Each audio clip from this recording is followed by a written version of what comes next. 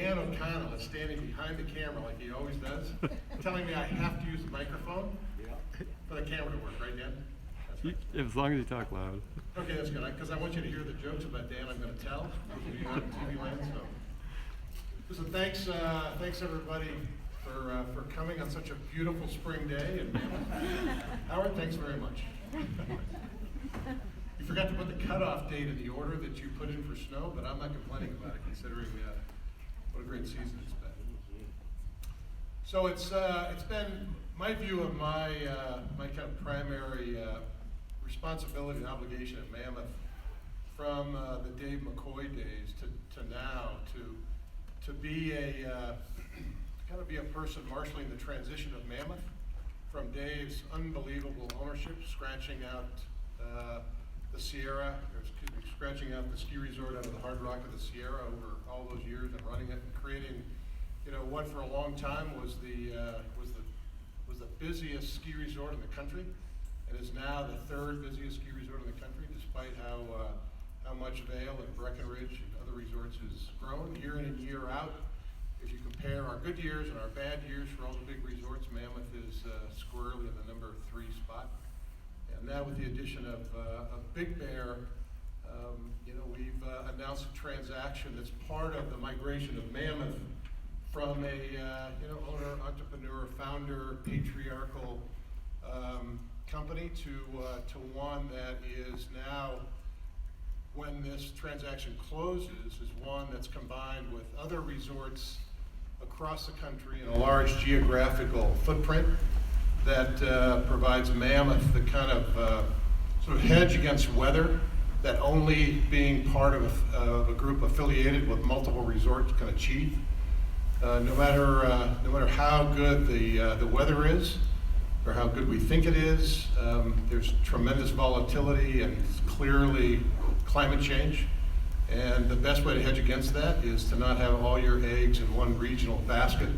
So Big Bear, believe it or not, actually provided some diversification in weather, considering that Big Bear's mostly reliant on man-made snow. And this company that's contemplated, that's expected to close here in the next 3 to 4 to 5 months, has, at last count, 12 resorts plus Aspen, and all over the U.S., in the West, in the Central U.S., what I consider the Central U.S., Colorado, and I guess the Central U.S. is really around the Mississippi, but not to California. Back east in Stratton, up in Canada, and stay tuned, there'll be more additions to that company.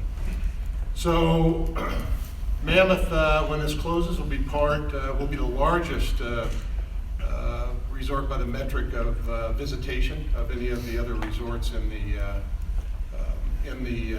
consortium. And we have a lot to do, but most importantly, we need to close the transaction. And tonight I want to talk less, particularly considering my cold, and give you the opportunity to ask questions. And how many of you have seen the press release that went out? You've got a pretty good idea of what's going on, so I won't repeat all of that. So instead of making a speech, let me just answer your questions, and I'll make my speech like in my long-winded answers to your questions that you have. You want to try first? So I'm a 80% Colorado resident, 20% Owens Valley. So this makes me really happy, obviously. But I'm most curious, what were the plans in place for June, the action plan to bring it up to par, and how does this affect it? Does it accelerate or decelerate? So one thing that I want to stress is that we have a lot to do to try to figure out all the different strategies and objectives, the vision and the aspirations of a larger company. But it's very clear that it'll be something that, from our standpoint, that will be beneficial to our markets and the consumer, create a vehicle that will be very competitive to Vail, and competition we think is good for the marketplace. But for the foreseeable future, it's really business as usual. And I'll get around to your June question. And for next year, past products we have that we've already sold 40,000 of, season passes. Those products will be that the same as they've been and the same as we advertised and sold them for the upcoming season. Beyond that, you know, it's pretty likely that there'll be a different approach to passes, and a lot of them in combination, but that's a discussion for another day, a discussion that's well after the date that we actually close the area, because we're still fiercely competing with Squaw and Alpine. Squaw just opened, or just announced the other day that they're gonna stay open all year long. So that means we gotta compete with them, and that's a good thing. So look for announcements on that soon, for those of you that really wanna keep doing this, like over and over and over again, all the way through next November. And so the answer to June, the first part of that is that we're gonna continue moving forward as we have. The one big change that once the resort closes that you're likely to see, not likely to see, that you will see is a rather rapid acceleration of our capital investment plans. The new company and the fact that it's less likely to be as volatile. You know, weather leads to reductions in visitation, reductions in revenue, reductions in operating income, which is where the money comes from capital investments into the company. And those of us that have been at Mammoth a long time in our own businesses, the businesses of our friends, and in the mountain itself, you know, when we go through protracted periods of drought, we have a lot less people coming, having fun, paying a lot less money to invest, and there's this big feast or famine cycle that we all suffer from. So being part of this larger consortium allows us to create a portfolio effect of those businesses, iron out some of the volatility in our visitation and revenue, et cetera. It allows us to commit to capital plans over the long term without going through the very difficult period that we went through in 10 of the last 12 years. So if you go back over, starting in, we had a very good year in 05-06, the biggest in Mammoth's and June's history, 1.6 million visits. And then we immediately went into a very difficult 10 years. We had 3 really good snow years during those 10 years, and we had 7 droughts, 4 of biblical proportions. And the 3 great snow years, 2 that were the biggest in history, coincided with global financial meltdown and the 2 ensuing recessions. So we lived through effectively 10 years of drought-like financial results. Made it very difficult to run the company. And actually culminating, and I promise I'm going to get to your question, and I forewarned you I was going to give you a long-winded speech answer. Culminating in, Howard, I think it was 2014-15, in an awful snow year, which saw us host 800,000 visits. So our best year in those 10 years, 1.6 million visits. The last of the 10 years, half of the business volume we had before. So think about any other company that you know, right? I don't know, Apple, pretty successful company. Wonder what would happen with Apple if they just over a 10-year period sold half the iPhones, half the Macs, half all their stuff. It would be part of something else. And Mammoth, part of something else a lot smaller and less lucrative. So we've been able to get through that, somehow figured out how to buy a ski resort when we had no money, and that was Big Bear, and that's helped restructure the company. And we've had the 2 most successful financial years in the company's history, and then adding to this new consortium, we're in a much better financial position than we were before, with a lot less debt. So that gets us back to June. So I've often believed, and Dave McCoy certainly did, that June is a great addition to Mammoth as a destination resort. Destination resort is a resort that you spend the night at. Very few people are crazy enough to, although there's a few, to come to Mammoth for the day and drive up and go home for the same day. So it's a destination resort by any stretch of measurement, but a longer stay destination resort, where it's not just the weekends and the holidays, but people coming during the midweek. That's an opportunity for Mammoth going forward. And if you think about great destination resorts, it's Vail and Beaver Creek, it's Whistler and Blackcomb, and the more diversified mountain offerings we can provide to people off of one mountain, despite how big Mammoth is, the better, and June fits that nicely. It's completely different, and it's a very pretty place, and it needs a lot of improvement, just like Mammoth does. In a 10-year period that we haven't been able to do capital investments, June started off much farther behind. So the priorities in June, though, because we have some challenges over there, are number one, we need to find water. Because no ski resort now can really exist, do a good job providing stable employment for their people, stable input to the community that it's in, economic circumstances, and provide consistent service to its guests without having a source of water sufficient for snowmaking. So there's not enough water on the mountain. We spent quite a bit of money over the last few years drilling on the mountain, which means that we'll have to work with the community to figure out exactly how we can share water from the valley. And that's a big controversial issue. Not everybody is going to want to see that shared, and we have to figure out how to work. We have to figure out how to work through that. Goes right back there. But that's our theory. Goes right back. You know, if the I got to check Tom Heller is here. There's some people that know the real answer to this, so I want to make sure I get it right. But the ski industry's view is that about 13 to 16% of the snowpack evaporates, and the rest goes back into the aquifer down below. So we think that will be the same, generally the same over in June. That the water that would come from the valley that was used for snowmaking would go on the hill, a little of it would evaporate, and the rest would go back down in the aquifer. But that's something that we have to test, do the scientific work on, work with the community, work through the environmental issues associated with that. That's number one. Number two is that June needs a bed base that can actually support a ski area. June can survive with the subsidy of Mammoth during the bad years, but it'll never really be viable. Now, so saying that, we've had June for a long time.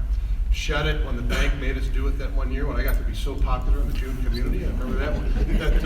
That actually the sheriffs, one of whom is here tonight, helped escort us in and out that night when I announced all this.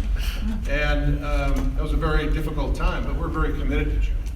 But committed to it in a realistic business fashion. So number one, we've got to find water.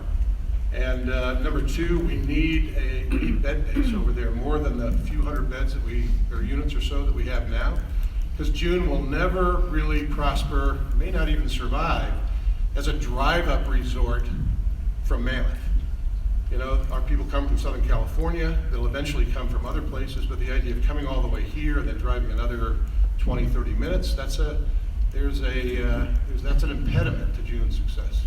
So bed base is very important, both for the experience for our guests, but also so that people can stay in June, that actually go on the mountain. We need about 1,000 people a day to really make June a place where we can make enough money to put money back into it. And once that flywheel gets going, I think that it can be very successful.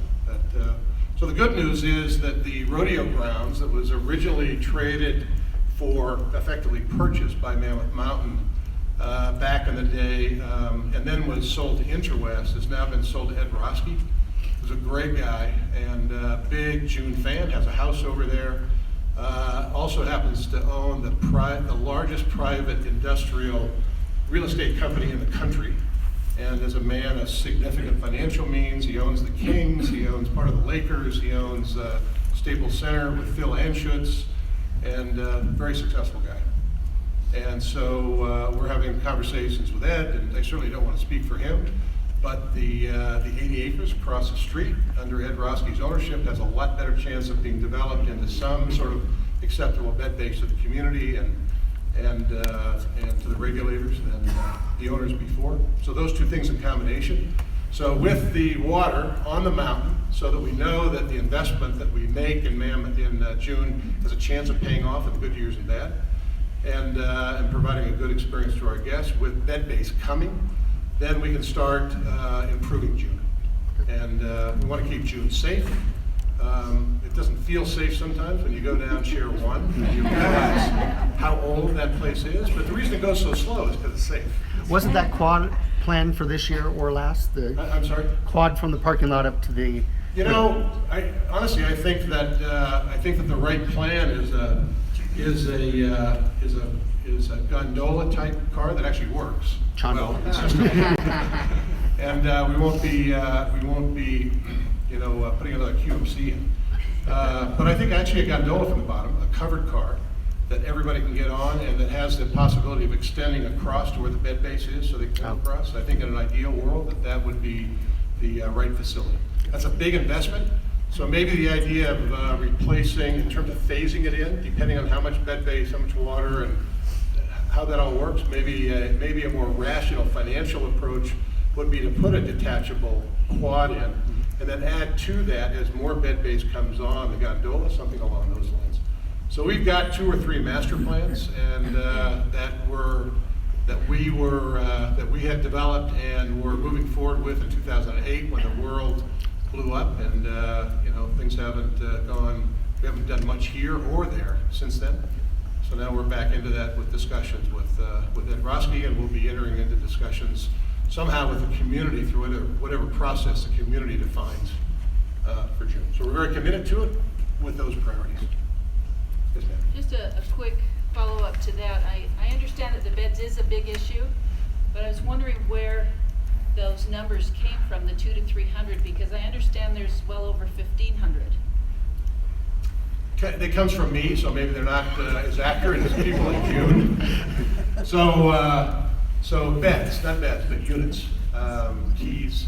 But it may be more than that, but not enough to support the area, and without casting aspersions of the people like Double Eagle. It's got great beds, right? There are a wide variety, like Mammoth actually, a wide variety of quality, and in our view, the right sustainable level is about 1,000 additional transient occupancy units. We think that can go in at least partially, and probably all over across the street or anywhere else the community thinks that there's an opportunity for that. But so if you live over in June and know the area, then you've probably got it better than I do. But full occupancy in June doesn't give us enough to run the company on a break-even basis without drive-up skiers, a lot of drive-up skiers from Mammoth. And are they pretty clear on what ratio needs to happen before they hit that mark to make significant improvements? I'm sorry, a ratio. The ratio between beds and... No, it just needs to start. Okay. So, in the long, we'll know how many it's done, but if you think about, we have to have water in hand, ready to go, permitted, and ready to build the infrastructure up the hill for snowmaking. And then we need to know that Ed and his people over there are building, and as Ed builds, then we'll start building the mountain at the same time. Thank you. You bet. Hi. Barry Sternlicht was quoted in some of the articles as saying, they had big plans for Mammoth, but due to everything you just mentioned, past 10 years, they weren't able to do what they wanted to do.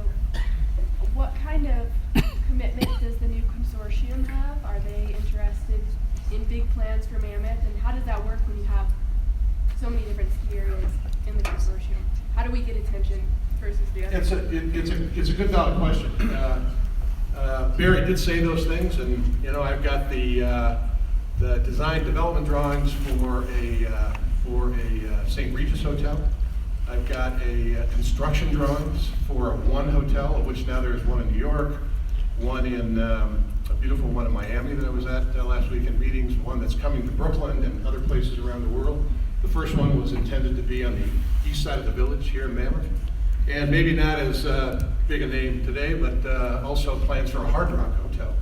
All of which, when the new people bought, when the current owners, me included, bought into Mammoth, we also bought the real estate, undeveloped real estate from Interwest, and we had lots of plans to do that. And unfortunately, the crisis in the mortgage-backed security market that crushed the whole global financial system put us and everybody else in a position where it was impossible to get anything financed. Still very difficult in Mammoth to get big development like that financed for a host of reasons. So what commitment does the new consortium make? None. And other than first buying the place. And then beyond that, the big opportunity is to take the individual resorts. The consortium is only as good as its component parts. To take the individual resorts and develop a clear set of visions for each one of the resorts clear set of metrics and aspirations, strategies to drive the achievement of that vision and those aspirations, the tactics to actually get the work done, the organizational structure below that, the capital structure below that, and a business on top of each one of those businesses, and then an umbrella company on top of that that can pull all those resources together, finance it as one big unit much more cheaply, draw capital to the company because the volatility of earnings is much more level, so it's much more financeable, and that company will have many more resources. And then the question is, what do they do with the resources? And I guarantee you that in our country,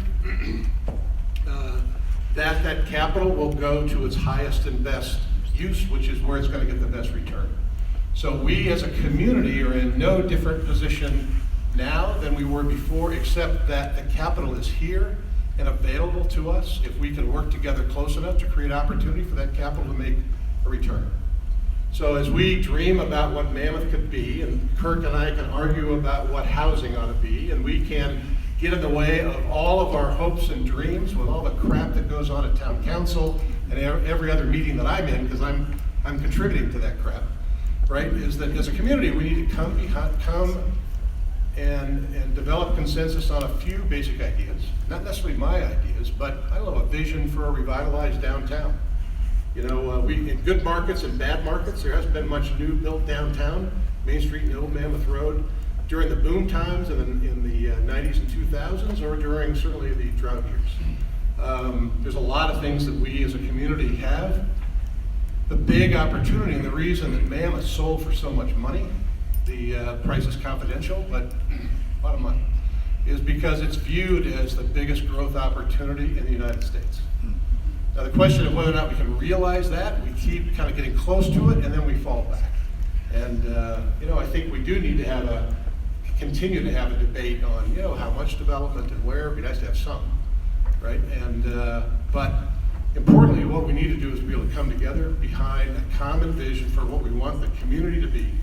And I would submit to you that a lot of that work's been done.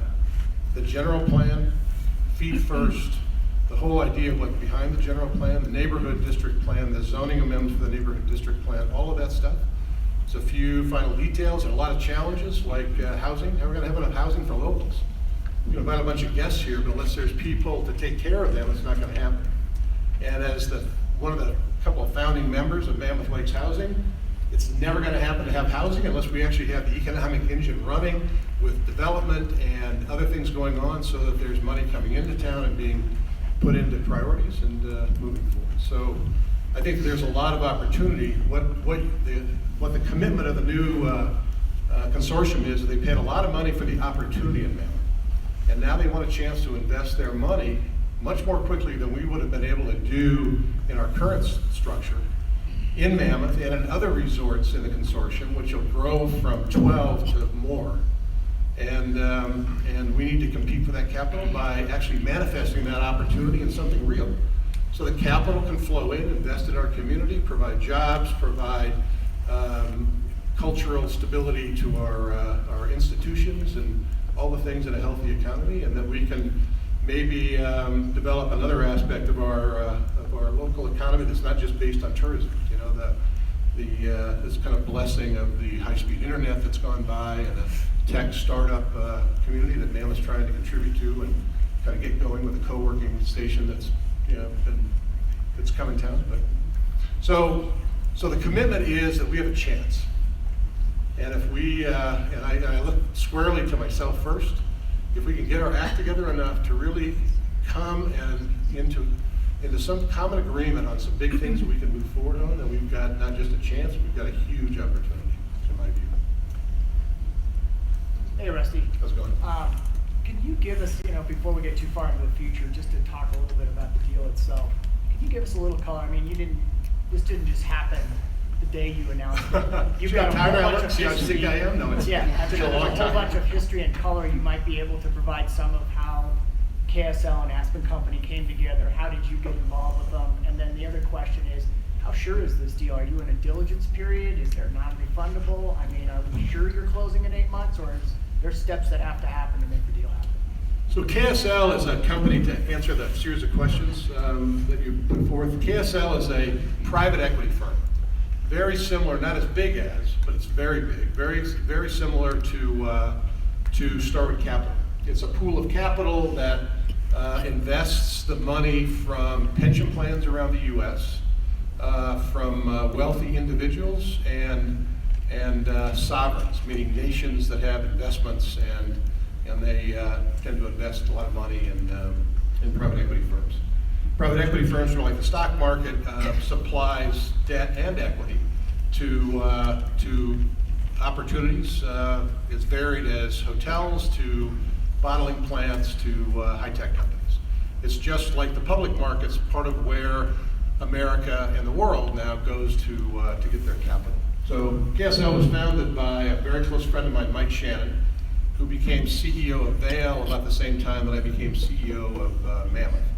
And been friends for a long time. His number 2 guy, the chief executive officer in the company, is a guy named Eric Resnick, who's also a very close friend of mine. And they their first deal was a deal they got in Mammoth. So Mike left Vail when Vail had trouble. George Gillette owned the company, and they took on too much debt. Mike was staked by Bob Roberts from KKR, Colbert, Kravitz, and Roberts, another big private equity group, which was famous in a bunch of books for buying RJR Nabisco and the first $1 billion transaction back a long time ago. And their first deal, we were in escrow with a company called Landmark Development to sell Juniper, the land at the bottom where Juniper Lodge is now, Juniper Springs is now, to Landmark. And they also owned a savings and loan. This is 1990, so for those of you who remember what happened in 1990, they owned a savings and loan, and they were taken over by the Resolution Trust Corporation along with all the other savings and loans in the U.S. Our deal didn't happen. I introduced Mike to that company, and they own La Quinta and a bunch of other resorts around the country. And Mike was able to get in, understand the asset before they closed it down. That was the first deal that he bought, and he turned that into their first fund. And he sold a company with a bunch of hotels for $2.4 billion that was built on that first acquisition. But Mike comes from Vail. He's got skiing in his blood, and particularly Eric Resnick, who was head of strategy and shareholder relations for Vail. So KSL, private equity firm, has a lot of people from Vail, and they've been very successful over the years. And then Aspen is the other partner of the new venture. We haven't even named it yet, right? So new venture, the company, the consortium. Aspen is a great place. I was going to come, by the way. Where's Ted Carlton? He's probably in the bar already. Don't lie for him. I told Ted I was going to come tonight, and if I wasn't so overweight because of this deal, I could have done it in like a suede Bogner outfit with some sequins and like fringe. I couldn't get my fat rear end into it, so I just came in my typical outfit. And Aspen's a famous place, right? And there's a lot of, some people actually like it. Oh my God, Mammoth's got to be Aspenite. That'll be great. But a lot more restaurants. Others want to be Mammoth, and I would be one of those. And but Aspen is owned by the Crown family, headed up by Jim Crown, who's also a friend of mine. I met him in the 1990s. The Crowns are very wealthy, long-term holders of Aspen, the leaders of the biggest environmental and sustainability initiative in the ski industry. Look all this up. They absolutely put their money where their values are, and they're the majority shareholder of a company called General Dynamics, which is making a lot of money in the wars that we're in these days. And they own a lot of other companies, like they also own Ojai Valley Inn, which is a very cool place for those of you that have been down there. So those are the two principles. Those two in ventures, KSL with their money from investors, and then the Crowns with their own money, formed together, and they bought Mammoth 50-50. And the venture itself, what the total ownership is going to be of the venture, I plan to roll my stake in Mammoth. So myself and a couple of other investors who are very famous private equity guys have individual investments in Mammoth, and we together control about 35% of the company. So we'll be owners of the new company as well. It's incredibly complicated and all still under discussion. The money's all there, it's all financed. So the risk of the deal, which I think was your final question, is that there's two simultaneous transactions going on, both of which have been signed and contracted for. One is the acquisition of Interwest, who, speaking of incestuousness, they already own 15% of Mammoth.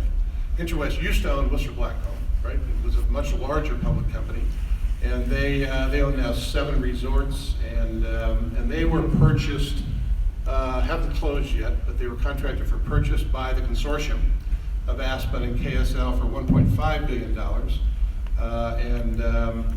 so that deal is pending, and you would think of it in escrow, which is not quite the right term for that entity. And then Mammoth was, by the same group, was purchased as well. And that same group that I'll be an owner in as well going forward, and we're making plans about that now on the specifics. Then, as the opportunity presents itself, and we intend to create that opportunity, we'll be attempting to buy other resorts and adding to that platform. So that creates a rather large, we think, stable company with a good business plan, one that needs to be refined and developed and communicated, but the basic bones of it, we think, are a great competitor for Vail and for everyone else. And when two big companies compete, consumers often benefit from that. That's my view. So I think that answers your questions. Yeah, Rob, how are you? Good. Hi, Rusty. What will your role be, and is it too soon to say? Are you going to continue as CEO in Mammoth? Are you going to have a role in the larger enterprise, and how will that affect senior management? Are any of those decisions kind of made yet? First, I'm going to get some sleep, because the last couple of months between living in New York to get this deal going and kind of dealing with Ron Cohen and Mark Clausen, our little team that does the corporate stuff here, it's been quite an experience. Although we have some experience at this. Those of you that understandably are concerned about what kind of changes are going to happen, it's so funny, I kind of feel, I love the community, and all but one of you in this room, I love all of you except for that one person. I won't tell you which one that is. But it's funny, the feedback that I'm getting is, oh my God, what if Rusty leaves? And right before I announce it is, oh my God, what if he never leaves? It's interesting being in this spot. So the answer is that, I don't know yet. And I'm 63, and I look all of that these days. And it's, my investment is one thing, independent from my employment. I'm a pretty senior guy in the business. I was chairman of the National Skiers Association and very involved in in an industry that doesn't have that many people that run resorts. So, what do I want to do? I can do about anything that I wanted to in the new group. And I think less important about what I'm going to do, I'm going to stay. And I'll stay very involved in Mammoth. And I'll have some role that will define and that I'll define in terms of what I really want to do going forward. But I'm still going to be very involved in the company and have been very involved in the engineering of this whole venture. So as I said, those guys are all very close friends of mine. Some people have said, why didn't you do this deal? Why didn't you do that deal? Why didn't you stay with the deal that you were already in? And the Chinese, Vail, this group, we had choices, and we think we made a good one for the group. The one big difference between Vail and what we intend in this group, and Vail's run by another good friend of mine, Rob Katz, who's done an unbelievably good job, created a great group of ski resorts, and their business approach has been very successful, and that's to take, and I say this respectfully, a lot of really different places around the country and resorts with very different cultures, and create Vail at each one of those places. Our goal in the new company going forward, first of all, our goal right now is to compete fiercely with all the companies that are going to get aggregated soon. So if there's anybody from the Department of Justice here, know that we're competing really hard with each other right now. But when the deal's done, then there'll be an opportunity then, we're not doing it now, to sit down and talk about how to combine everything. And I think that the most likely vision for the company to go forward is to create a company that actually develops and enhances and supports these authentic, individualistic cultures that come from these wild places around the country that are in the mountains that have resorts in them. And it's our intention to support, enhance, and cultivate the differences in those cultures, creating a portfolio of unique and one-of-a-kind experiences at every one of the different resorts.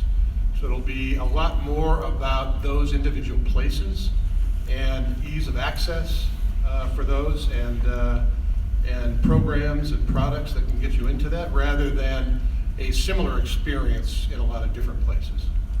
And that competition and those choices will be good for the consumer, and I think a good business model going forward. Did that answer the question? The rest of the senior management as well?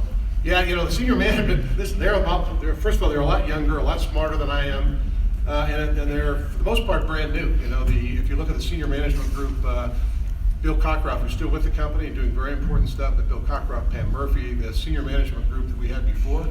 The new senior management group that we have now has, most people come from outside the industry, and very experienced group of people, and they were put together to facilitate a deal just like the one that we're doing, because it took a different level of outside the ski industry talent to be able to go to Wall Street and make the right impression to get financed like we've done here recently, and they'll definitely be involved. Part of why Mammoth was purchased was because of that executive management team. Yeah. First, I want to say congratulations to Thank you. the ultimate deal maker. Mark and I own a business that employs 30 to 40 people, and we certainly have expanded and increased our volume based on this wonderful season that we've just had pass by. Our volume, though, increasingly has become such that the summer is the new winter. We're very busy in the nature of our work. And so when we talk about the expansion and the accelerated expansion that you anticipate, the first thing that comes to my mind is that awful word housing.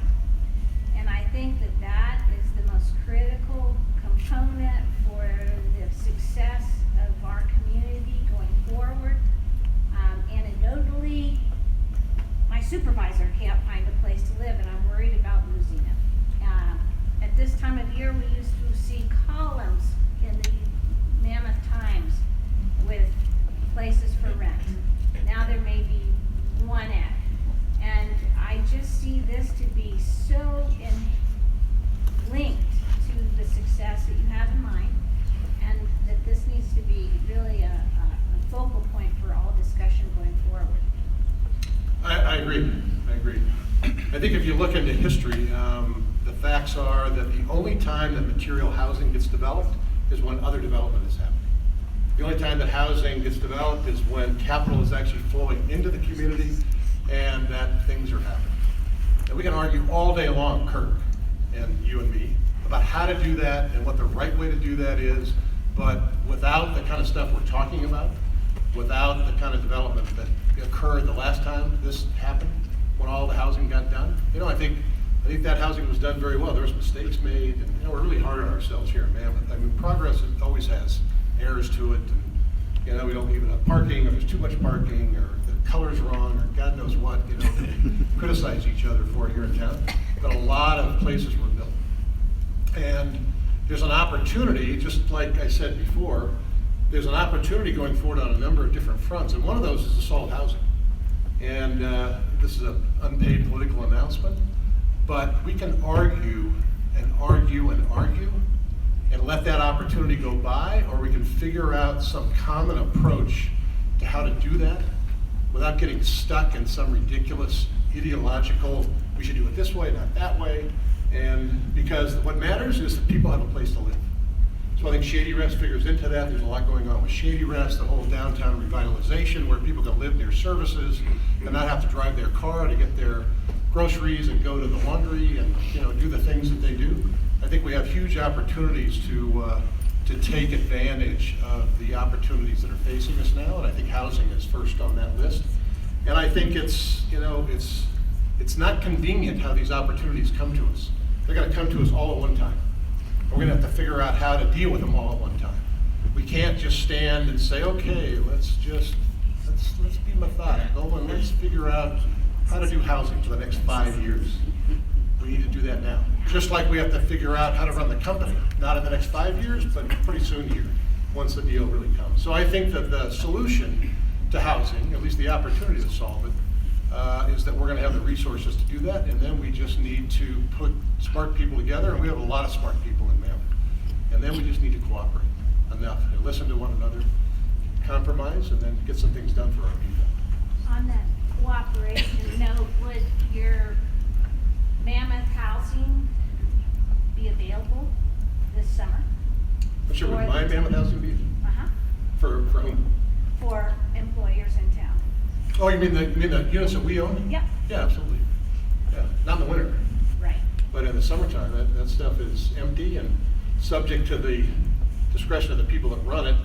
Lori Carlson and Eric Clark, who oversees all of that. Yeah, absolutely. You know, it's there to be used, and we own about 500 beds, I think. So yeah, absolutely. Is it somebody in the back? Is that Jeff? Hey. Oh, it's Paul. Stand up, Paul.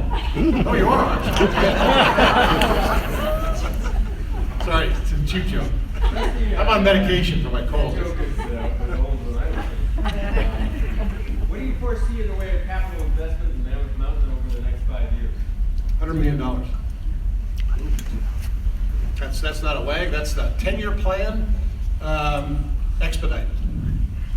Subject to things happening in town that provide an opportunity. Paul and I have debates about this, that what we really need to do in Mammoth to solve the problem downtown, we did this at Nevada's the other night, in front of a bunch of people, was, and I'm sure you'll correct me, Paul, if I'm wrong, it was, you know, if the mountain would just invest, it would solve those problems. And in our view, the downtown issue, both in terms of our employees, creating an area where locals can live, people can start their lives, rent a place, buy a bigger place, close to town services, that takes investment by Mammoth and by the town, both together. Because we won't be able to get financing for hotels and some of the other development that we have unless it appears that the rest of the town is moving on some basis. The town won't be able to get financing on the things that it wants to do, housing and otherwise, unless it looks like the economy is going to boom somewhat. So I think both things have to go forward. And but our plan, which is up in my office, that includes our primary or our priority focus is Eagle Lodge. And it's amazing with the winds we've had that those tents that were supposed to be here for 2 years that have now been here, I don't know, 14 years, something like that, haven't blown away. But as good as Mammoth is, those tents are a testament of things of the past, and they need to go. The reason that any golfers in here? Remember when we threatened to close a golf course? So the reason we did that, we didn't do that, I did that, you guys know that, right, was because we needed to buy that land back. And the bank that we had given all the property to, along with everybody else that had loans on it when the world collapsed, was we needed to get that back so that we could develop a sort of a planned resort development that connected Eagle Lodge and, you know, the parking lot, the development that used to occur there, with more bed base and a lift to the golf course, and that was successful, and people didn't miss any golf, and so I'm like a cool guy for pulling that off, even though I pissed everybody off for about a year. So, Paul, that's the first piece of it, and that's not, and the real estate of hotels and stuff is not included in the $100 million. So real estate, that'll be financed separately, and that's a lot more money. And there's some other things that control that, how fast the town's moving on their projects, how fast we're moving, how quickly we come up with a housing solution that can kind of move forward with everything else.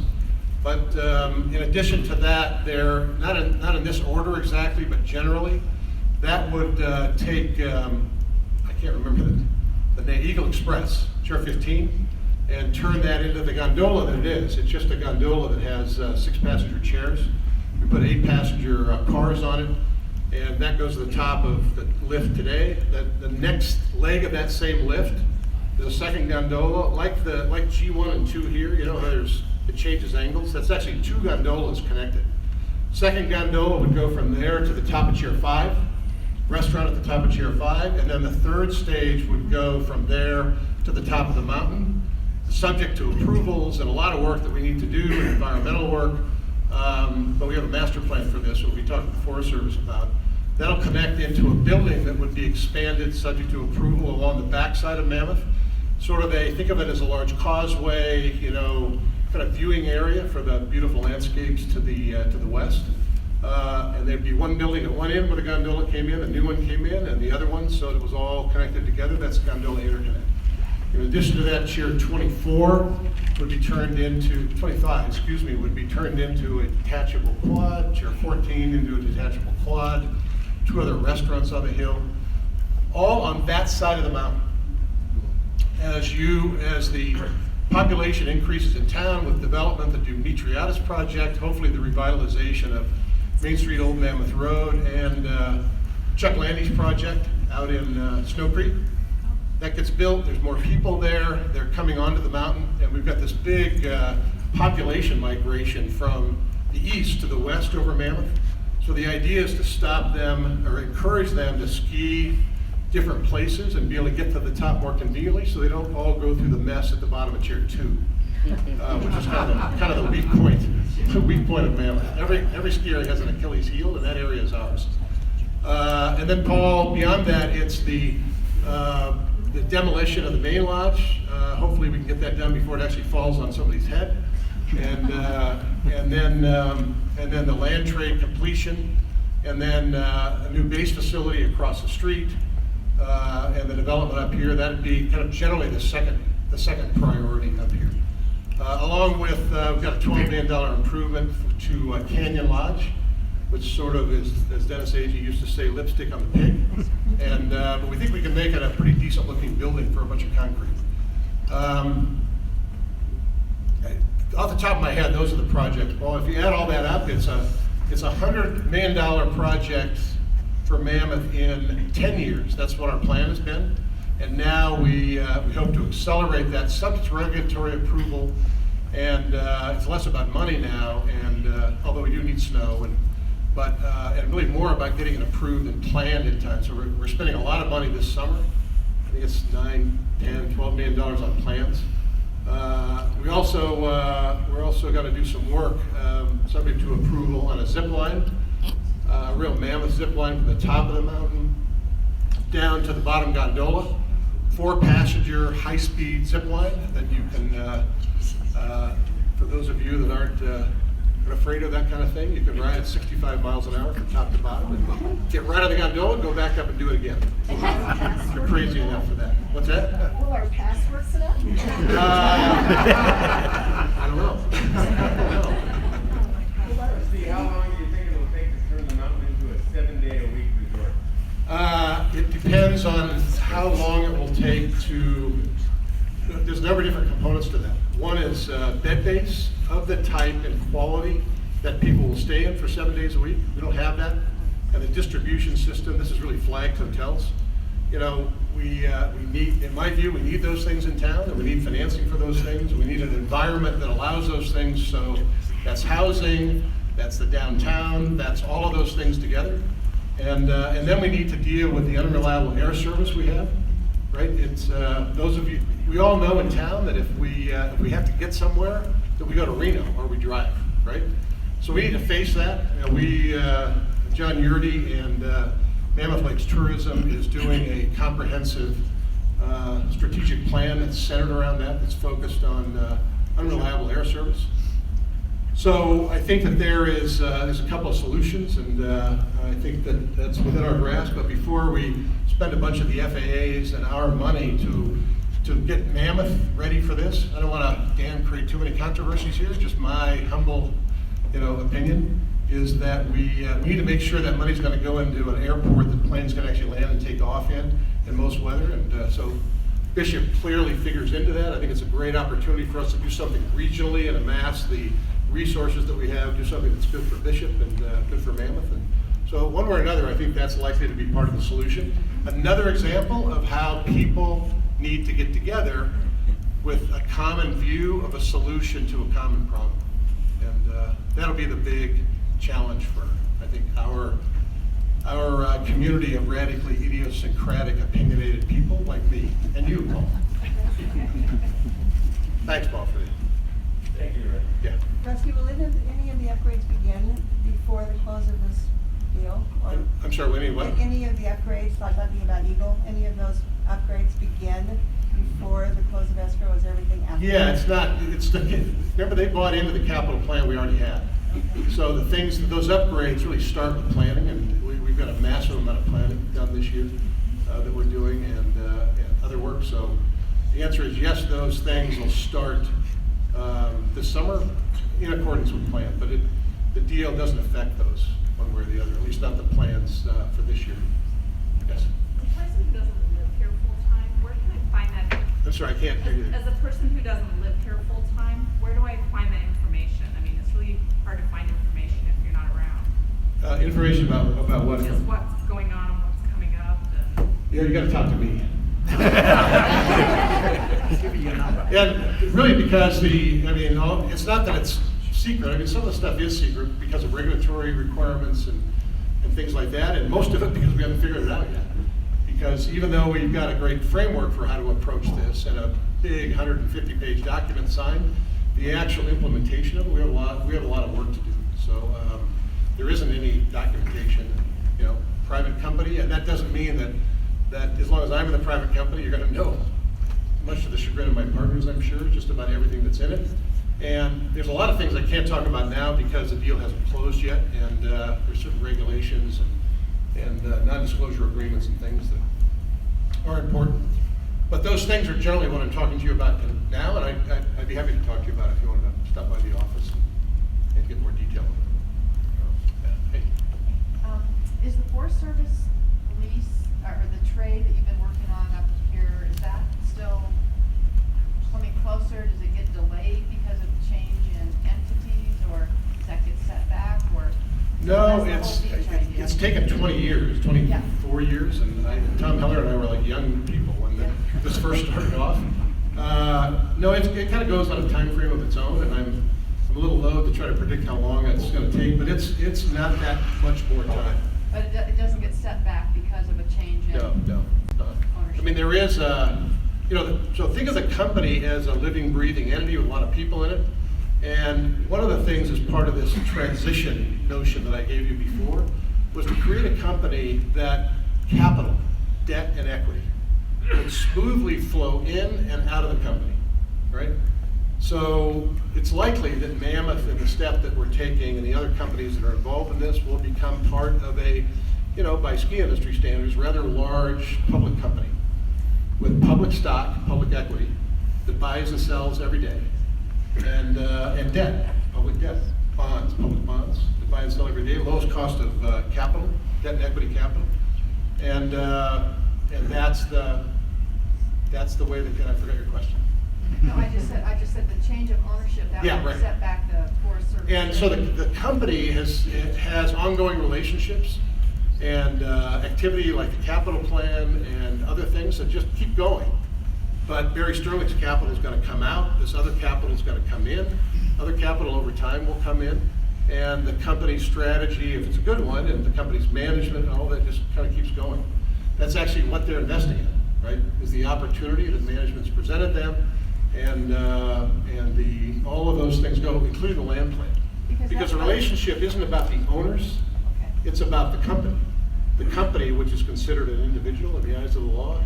And so, we do have to do things like, and the Forest Service needs to do things like make sure that qualified management is in place and that the same management's going to be in place. And we don't anticipate making any other than we would do in the ordinary course anyway, any changes in employment or anything else in terms of how we structure the company going forward. Because doesn't that land trade have an awful lot to do with the potential? Because when I look around, I'm like seeing so much Forest Service property, and you're saying there's big development potential. To me, it doesn't seem like there's that many big chunks without some Forest Service trades going through. And is that the only one that you're kind of? Yeah, there may be other trades on the margin, but, you know, we have an urban growth limit, and to me, one of the challenges of Mammoth, but it's also one of the biggest assets of Mammoth, is that we're 4.5 square miles, 2,200 acres approximately, in this sea of beautiful federal land. We're like a trailhead for all of that. So it's also why we have to use the private land that's available to us wisely, and make sure that we, when it's all built out, that we like what we built it out to, and that it actually works to sustain the people that live here, so that we don't have to go back begging to the federal government for more land because we screwed up and didn't provide enough housing, enough economic balance for all the different businesses that we have, by not planning the resort right, or the town right in the first place. Other questions? Rusty, how much sway does DWP have over the putting an airport down in Fisher? Well, they own the land, as I understand, they own the land down there, so they'll, you know, I'm sure they'll be in the mix of discussions down there, so there's a lot of work to do with that. But Tom or somebody from the Forest Service may remember Sandy, you know, there's a bunch of different owners of Mammoth Airport, right? The county owns some of it, Dave Wood owns some of it. County doesn't anymore. Not anymore, that's right, Yeah. Got bought back by the town. The town, DWP. Yeah, now part Forest Service. Part town, And part town. Woods Ranch. So there's always, at least, yeah, he owns at least the approach area that is part of the airport layout plan stuff. That's a leasee though, permittee, Forest Service. Yeah, that's true, but he's got the permit, so. So there's a number of different owners down there, DWP. But you know, I know there's a long history with DWP. And you know, my grandfather used to have Mulholland's job, and I shouldn't have told anybody that. And, but you know, for things like that, I mean, everybody's got their own interest, but I think that that's a group we can work with on that particular issue, at least from my understanding. Thanks. Yes, sir. I was going to say, what is the population of town forecast to rise to towards the end of the month? I think in the general plan, Sandy or somebody here may know better than I, but I think it's about 11,000. The total population of Mammoth, permanent population of Mammoth, it's about 7,000 now, and it's 11 or 12,000. I think projected to grow to, and then total beds. I think it's in the the low 50-something thousand, depending on how you count it. And the general plan contemplates that, hopefully accurately, but that's about the size of the community and the current plans. What about June? I don't know. I don't know the answer to that. Other questions? Yeah. Yeah, I had one follow-up. It seems like you're competing directly with Vail. That's what this whole thing, bringing it together. What Vail's plan has been is they've gone wholesale into the season pass business, and that their acquisition plan is to buy as many resorts as they can, and like with the new Epic Pass, where essentially you're gonna be able to buy a pass. There's no blackout dates, no nothing. You can go to any resort anytime you want, and so they're kind of on a 30,000-foot level controlling people by acquiring more resorts. And I guess it kind of forms a question, you know, because it's like you're the head of the family because you're also on the major ownership family, and you've got all these children. Mammoth is just one of your children. And I guess it's nice to hear about you've got capital commitments to Mammoth, but when your dollars are competing with, well, let's buy more resorts because that's ROI driven, return on investment, or let's put $100 million into Eagle Lodge, there's going to be voices back and forth that are going to be competing, and how do you look at that? I'm just curious. You know, it's the same way you just said. You know, it goes to the highest ROI. But the highest ROI could get, which is return on investment, and the highest ROI really is rooted in what's best for the consumer.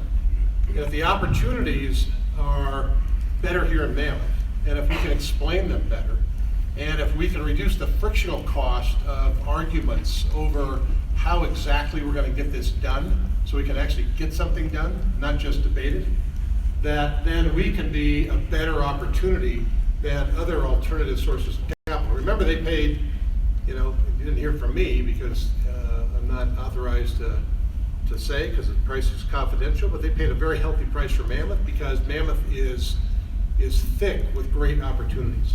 To manifest those opportunities, we've got to be able to do all the things that I just mentioned. We have to be able to compete, right? We have to compete with our ideas, just like we compete for debt, just like we compete for equity, just like every business in town, from the laundry to the restaurants, has to compete for consumers and guests, and we have to do better than the other guy. And time will tell where the money floats, but it'll go to where it thinks it'll get the best return. And that doesn't mean necessarily short-term return overnight. Sometimes you've got to invest over the years, like Dave McCoy did, to get a huge return in the long run. And so, but it behooves us and I need to talk about this in a theoretical way, because it's not, because we haven't planned this in a resort. We're not even talking about it now in the combined companies. We're focused on running the businesses, competing with one another, and closing the deal.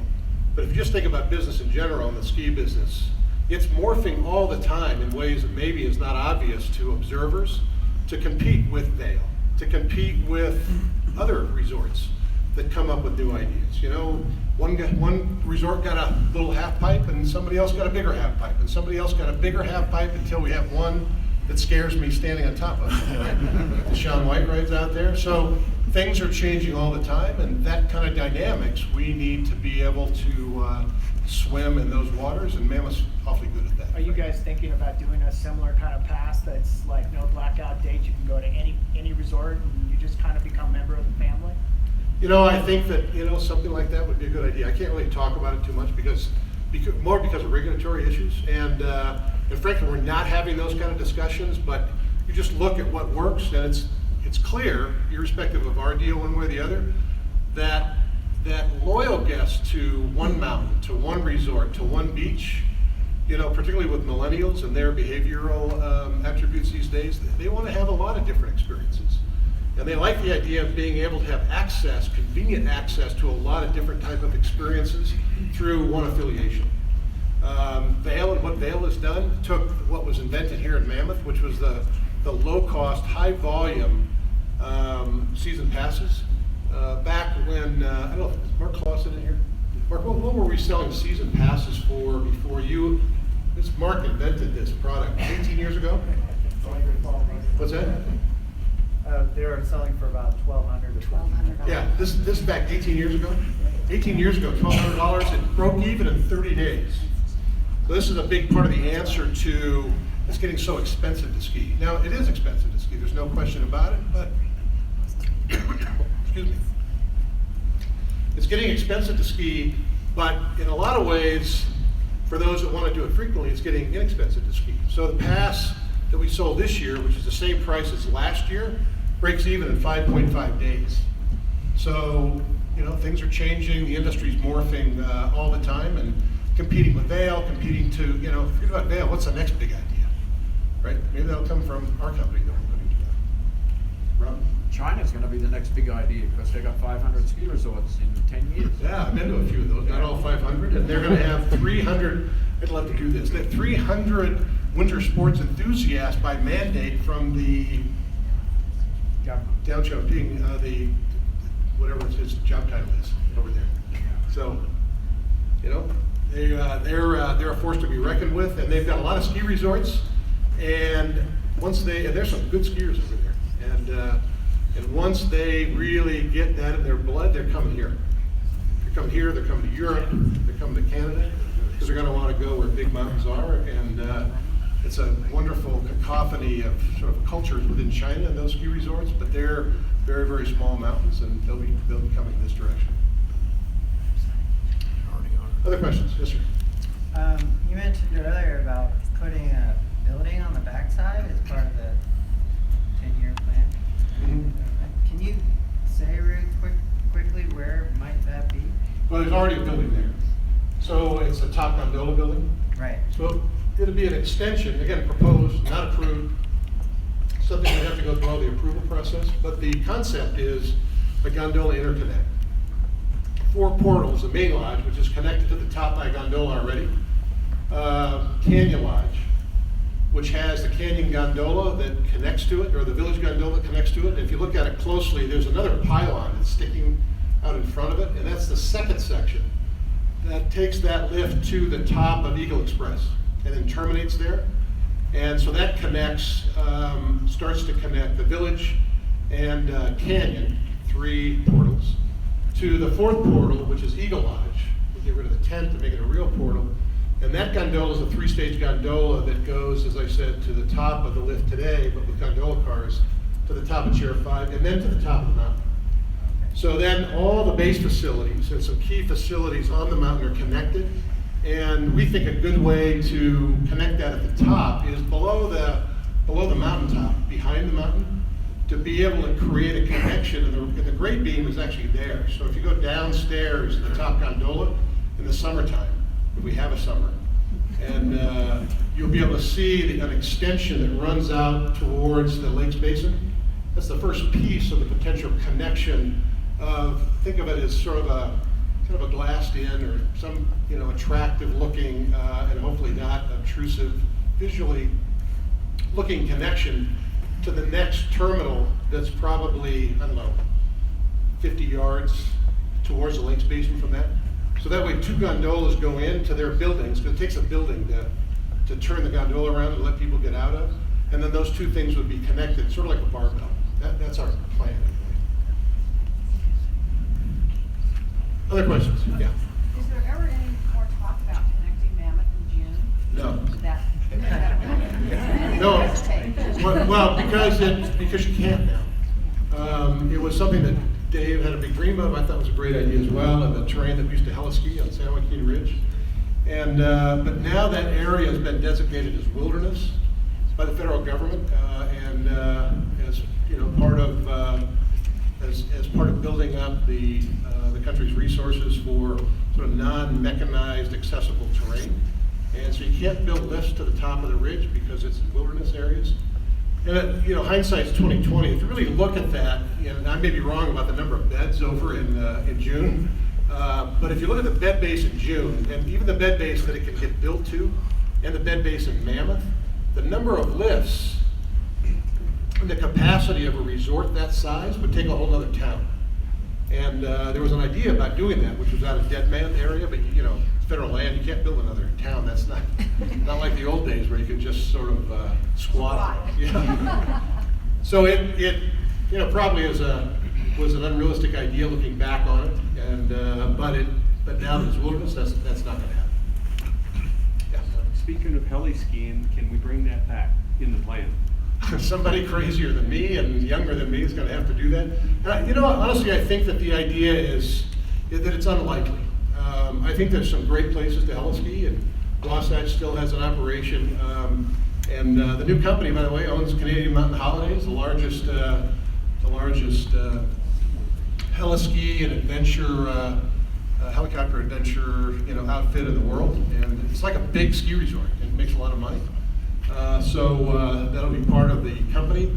My personal view is maybe because we already did it for 13 years, as you remember, I kind of feel like I've been there, done that. Maybe somebody else wants to try to do that. I think it's unlikely because of the proliferation of equipment and people that want to go into the backcountry. And where's John Wentworth? Is he still here? John's back there, that's right. Dressed as a Unabomber, John Wentworth, our Mayor Pro Tem. So I have a house in the Bluffs, and I, wake up early in the morning and do nothing. I sit in my robe and I have coffee and I watch Wentworth, with a spotlight on his head, skiing lines in the morning, disrupting my tranquility, making me feel guilty for being so lazy sitting on my rear end. And so if guys like Wentworth are getting in the backcountry, you can imagine what young athletic people are doing, right? And sorry, Jim. That's one of the most athletic guys I know. There's so many people that access that the idea of a helicopter competing with, people climbing up, I think that's probably doesn't make a lot of sense here. And that's just my personal view. I mean, I'd be totally supportive of any young group of people that wanted to go try something like that, but I think that the market has changed. So with our pass, we'll get a discount at CMH. Oh, absolutely, it'll be free. Yeah. I'm kidding, people. The merger, when that is complete, this will obviously be offered up on the open market? No, this transaction, when it's signed, when Interwest is signed and Mammoth is signed, that'll be a large private company. It's likely, we're not planning it, we're not spending any time with it, it's very likely that that company will turn into a public company. So maybe a better way to say that is that it could. We're not planning it, we're not thinking about it, but it certainly could, and it's certainly big enough to do that, particularly if more resorts get acquired. And if that becomes a public company, then it has stock that you can buy and sell, just like Vail, or Microsoft, or whatever. And IntraWest was a public company, still is a public company. And if the transaction for IntraWest goes through, IntraWest becomes a private company. It's called a take-private transaction. So it goes into private hands, and then, you know, the companies morph, and over time, you could potentially, it's certainly possible that it could become a public company in the future. Other thoughts, questions? Interesting comment, I guess, and ultimately a question. You spoke briefly about it as these conglomerates come together, and we certainly talked about Vail. There seems to be a real homogenization of the resort experience with every Vail owned property. You spoke briefly, or kind of related to it, that these are going to run individual. I think when I look at the portfolio of the resorts, you know, Mammoth is incredibly unique, Aspen is incredibly unique, CMH is incredibly unique, and so it'd be hard to, let's say, run these under the same umbrella of experience, because they're completely different. The Eastern Sierra is completely different than the Aspen experience. Is this true? You, like say, you briefly said they're going to kind of run individually. Can you confirm that's not confirmed? First, just to be clear, we're not planning any of this stuff right now yet. I mean, that doesn't make sense to plan anything until the company is actually comes together. And but so stepping back from my role in this company and that potential company, the opportunity in the marketplace is the gap where somebody isn't, right? Vail already is the company. Think of Four Seasons. For those of you that have stayed one, you can go anywhere in the world, stay at Four Seasons, and it's this kind of wonderful, incredibly high-priced experience in Bali, in New York, in Tokyo, in London, in wherever. And you got Four Seasons everywhere around the world. Rob Katz in Vail has done a great job at that. Yeah. So particularly for the family destination skier, they've got a very reliable formula for taking very different places and creating a high quality but common experience. Right? And I think the opportunity is not to be there. The opportunity is to be somewhere else. And I think that there's a huge market opportunity for someone, some organization, to go out and find the radically idiosyncratic, you know, authentic cultures in mountain communities with the right mountains associated with them, with the right access for visitors, and go out and help those places be more individualistic, to help those places be more authentic and rooted in the place that they're in, and create a company affiliated of one-of-a-kind resorts rather than common resorts. And I think that will provide a great set of experiences for the consumer and a lot of variety, and I think that's a good idea. Absolutely. So. We've joked many times there's only one kitchen in all Vail resorts. Say that again? There's only one kitchen in the entire Vail resort. Oh, that's right. It's in the McDonald's, actually. Sorry, Robin. That's why I was Mammoth. Yeah. You want to Mammoth, it's close, yeah. Exactly. So I don't want to keep you all night, but I'm happy to answer any questions that you have. And as my comment was before, you guys all know how to get a hold of me, because you know when you're pissed off, you find a way to do that. I'm in that same place, in that same T-shirt, although I have a few of them. Some of them are clean. And I'd be happy to talk to you as the deal goes on. And I think it's a great opportunity for Mammoth. It's a great opportunity to give us a reason to come together around some common ideas and to be expeditious about doing that. Warren. Well, Rusty, you finally got a good training under Dave. I finally You got a pretty good training under Dave McCall, I did. which is probably one of the finest entrepreneurs I ever met or worked for. And I think I got to make you a compliment. Under Dave and afterwards, you ran the place pretty good. I don't think there's much that they can say about it that you did wrong. And another asset of Mammoth is that all the real locals, they really love this mountain. For them, Mammoth Mountain, when I go to Europe, or I used to go to Europe, any place you could say Mammoth Mountain, oh my God, they got the most beautiful bike trails you ever seen. Every biker like to go to Mammoth for vacation, you know. So you got all this pretty good under control, and your age shouldn't bother you. My son is just 2 years older than you. He has better genetics than I have in my family. So You're a bunch of mountain you're doing all athletes, I'm right. like You an better hang ex-football around here while people get to like you. It's very nice. I worked with Warner, actually worked for Warner and others for a long time, and I did learn under an incredible guy, Dave McCoy. And if Dave were commenting on things, and he's quiet and humble, unlike me, he would say, yeah, he's off to a good start. He's still a rookie, I think. Following Dave McCoy has been interesting.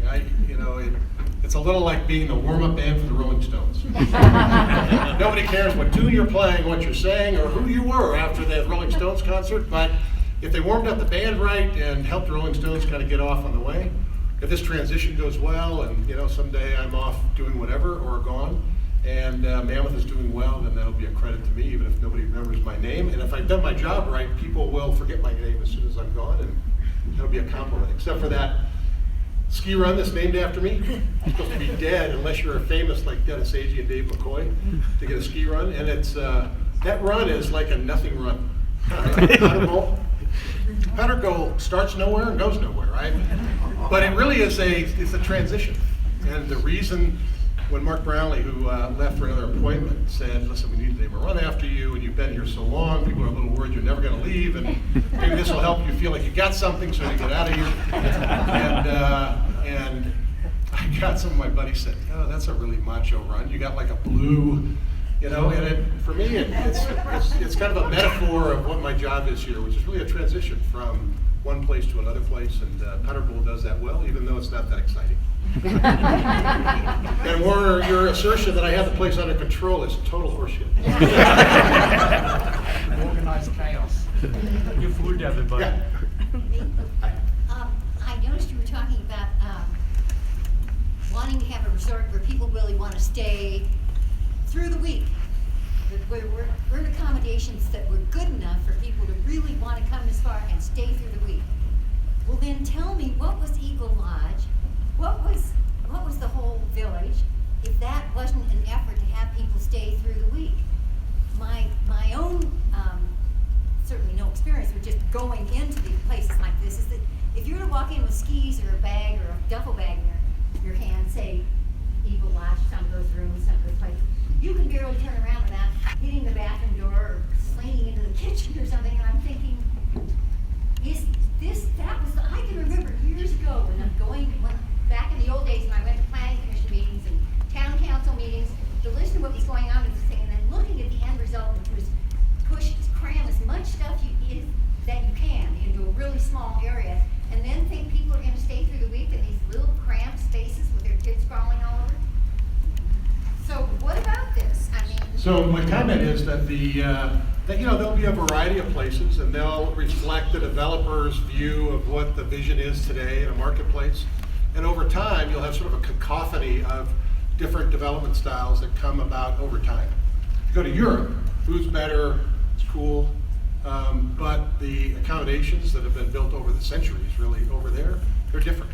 Some are really small, and some are palatial, and the answer to people staying a long time, when they stay a long time, they stay there.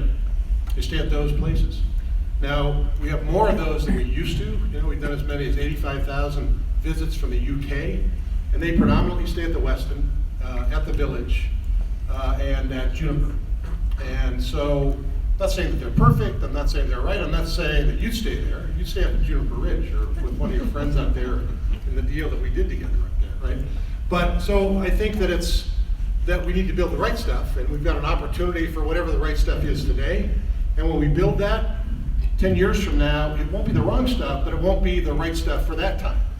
And then areas need to get redeveloped and dynamic, and things need to change. And so a lot of that part, so the village itself is doing extremely well. The large hotels in town, including the West End in town, are now at 67% occupancy for last year on a year-round basis. And it looks like they're headed to 69, getting close to 70% occupancy. And they're doing that because people are staying longer. And they're doing that because summers are building a lot and people are staying multiple days in the summer. And this year staying a little longer in the winter. So we need to build the right stuff, and they'll stay in those places, and maybe those places will trade or sell at a discount to some of the new, bigger places. I mean, right now, it's sort of multi-family staying in the same sort of set of bedroom suites and things, and there's a lot of demand for people to rent big houses. That's what Park City has been has really famous for, the Colony, and some of these really big homes. We in Mammoth have made a choice not to allow that, except in some areas, and that's just a choice that we made. Doesn't really matter whether I thought it was a good idea or not, but the community did, right? And so, we'll have our own unique set of how we do that, and we'll find a way to compete in the marketplace and build the right stuff. But, when you go someplace to stay for 7 days, it's a different kind of facility than you need. And it's less, honestly, about the bedroom, and it's more about the things you can walk to from the bedroom. And so the village, more animation, more pedestrian orientation in town so that you can walk or bike or take transit rather than jumping in your car. I think that will dictate more than the actual bedroom itself. But developers going forward will build what they think will rent out, in today's world. That was now, 20 years ago, or, when that stuff got built. So it was somebody's vision at that time that worked for him. Any more? Yes, sir. Hey. On the issue of the style of rental accommodations, how much do you think that's going to play as to part of getting the guests that we're looking for those 7 day? I think it's essential. I mean, first they have to be able to get here, right? So it doesn't matter if we have the right places for them if they can't get here, so reliable air service is important. But the good news is we have air service. Right, we have a good relationship with Alaska, and we have a good relationship with United. And but then the things that they will stay in, the food that they eat, the activities that they'll experience, the landscape that we're starting off with, great stuff, all that matters. So we've got to make sure that we, walk in the shoes of the guests that we want to have and the guests we already have, so we can retain them and make sure we build the right stuff. And I don't want to get into the debate about far too much, but one of the other things we need to do is to attract that development, is to make sure that we've got some vision for what we want our communities to come to be, and we do, by the way, because we have these, I think, Dan, it's 12 neighborhood district plans. But for downtown as well as the village and other places, we've got to have freedom for developers to do different things at different times, to judge the economy and what the opportunity is, but enough cohesiveness so that there's a sense of place, so that there is not uniformity, and not hermetically sealed Stepford-wide places like, well, I won't mention because you guys are probably from some of those places, like Irvine, for instance, right, where everything's perfect, it's kind of the same. I'm not sure that's the right vision for a mountain, but some commonality so that we end up with, a similar approach overall, not just a quarter acre at a time.